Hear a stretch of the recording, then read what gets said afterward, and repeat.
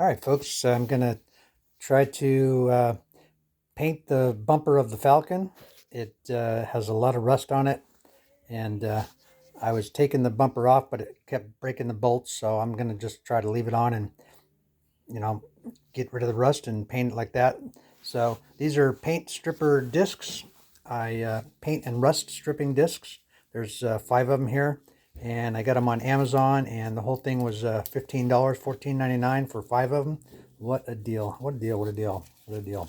So they're gonna bolt onto my little hand grinder here. So let's see how that works. Hold on a second. All right, there it is on my grinder. They're a little bit, my disc is about that thick, and these are a lot thinner. Anyway, so I put a spacer on there, not quite the size of the hole, so it's going to rub just a little bit, I think. I think it'll be all right, though. All right, let's get this outside and sand that Falcon bumper, both of them. All right, folks, here we are. So I don't know if this is going to work or not. Let's give it a shot here. All right. Let's hope it does, because this thing needs a paint job. Or I need a new bumper, but I don't have the money for that right now. That's going to be $500 for both of them, maybe more, with the inflation here. So let's see how this goes.